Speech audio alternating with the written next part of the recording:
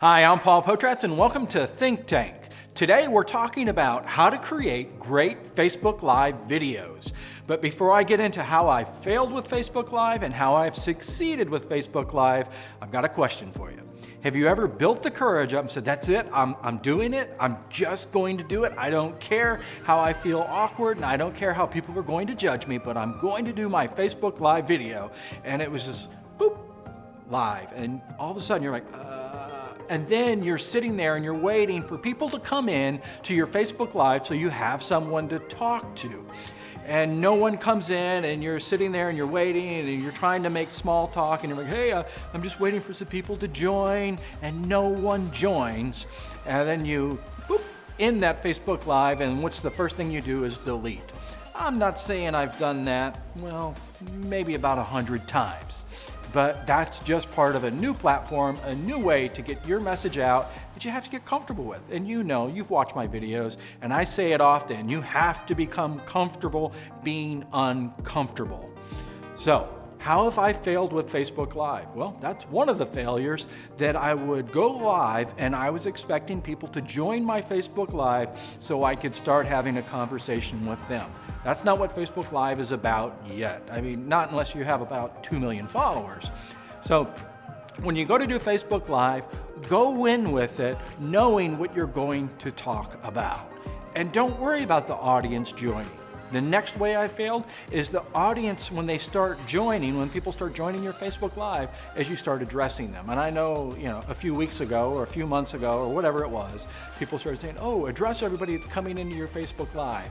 No, don't do that. It's distracting for the people that are trying to watch, and you're like, hey, Mike, hey, John, hey, Steve. Hey, today we're talking about, so don't keep on repeating yourself. Have the conversation the same way you would have a conversation one-to-one. Just like the way we're having a conversation right now, that's what you want to do with Facebook Live. And that's how I failed multiple times. Another way that I failed is I would do my Facebook Live and I didn't feel comfortable, I didn't feel good about it, so what did I do? I deleted it. And then you kind of think about it. What happens? Well, you start saying, I don't know if I want to do it. So it really creates a hard way to build up courage to do the next one. The other way I failed with Facebook Live is not being consistent. You have to be very consistent in Facebook Live, meaning that if you're not on every few days, or really I would recommend being on every single day, you're not consistent enough, so you're not going to train your audience to come and see, oh, what's Paul doing today on Facebook? So be consistent, post every day. And then the next way that I failed is, I don't know, there's just so many ways I failed. Let's get to the positives now, the way I've succeeded. The way I've succeeded is I prepared. When I was going to do my Facebook Live, I prepared, I didn't pay attention to the people coming in, and I delivered my message. But I didn't deliver the message in such a way that I was trying to announce like I was on a stage talking to thousands of people. I did it in a way that we were having a conversation one-on-one. Because when an individual is coming to your Facebook Live or watching it after the fact, they're doing it as an individual. So have a conversation with them as they are an individual. You're not broadcasting, you're not on the Days of Our Lives or some soap opera and have a big staged audience. So just understand that. One-to-one communication. The other way that I've succeeded with Facebook Live is I would talk about things that are relatable, things that people can share. Because when you're creating your content, you don't want to make that content all about you. One of the most successful Facebook videos that I've done is how to stay motivated. And it's had well over 300 shares and over 100,000 views in a short amount of time. And the reason that that video has been successful is because it's something that people can share. It wasn't about Paul, it wasn't me. It was talking about how to be motivated, as simple as that. Another way that I've succeeded with Facebook Live is being ready to go live at a moment's notice. I don't know if you saw it, but we got stuck in an elevator thanks to a couple guys that were on the elevator, and they decided to, I probably shouldn't say what they did. But anyway, let's just say the elevator, we got stuck. And I decided, okay, it's time for Facebook Live. And I actually hesitated for about 10 minutes before I went live. But when I went live, and we were on the elevator, the amount of people that were coming in to watch this video was quite surprising to me. And the best part is these individuals stayed on to watch what was happening. So just think for a moment, why was that Facebook Live video more successful than a lot of the previous ones I've done? Well, it's because it had suspense. It was entertaining because no one knew what was going to happen. Are they going to get off the elevator? Are they going to have to call the fire department? Are they going to have to climb through the top hatch? Is it going to be like some type of Mission Impossible? But we really captured the audience because they wanted to see what was going to happen.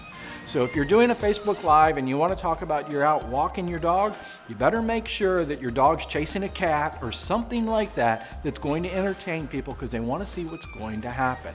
But the takeaway, be ready to go live on Facebook in a moment's notice, and don't overthink it. There's been so many times I would overthink my Facebook Lives. Don't do it. So now let's get down to the fine details. How long should the video be? There is no such thing as how long should it be. It's however long it takes. The next thing, when you're doing a Facebook Live, you have two different ways to do it. You can do it portrait, in other words, up and down, or you can do it landscape, side to side. If you're shooting yourself, then I suggest you do it portrait, where you're pointing the camera at yourself and doing portrait. Or if you're doing it of someone else, point it at them and it's portrait, it's up this way. If it's more than one individual, like if it's you talking to someone, then go landscape. You can go either way. You can also do Facebook Live on your computer if your computer has a camera built in, or if you buy a third-party camera. But stay tuned, I'm going to do a video more about the gear and the lighting and all that. But the biggest takeaway is, don't be scared of Facebook Live. It's something that you need to be doing, and especially with Facebook's new algorithm, that where you're running the paid advertising, yeah, it's still going to work, but Facebook is going to show more favoritism to that organic content, and Facebook Live is a great way to do it. And don't get so hung up in the views, but do try to create shareable content. Views are not what's going to make that video take off, it's the shares. The more people that are sharing that video, Facebook algorithm says this is a good video, that someone actually took the time to share it on their own page, so it must be a good video, it's helpful, therefore we are going to show it to more individuals. If you want to understand what I'm saying, if you want to see it in living proof, go to my Facebook page and just scroll through all the videos and find the one where I'm dressed up like an English chef and I have a shotgun, so there you go. And look at that video, over 300 shares, over 100,000 views in a short amount of time, or find it where I got stranded on an elevator. So that's your tip for Facebook Live, and I'll see you next week.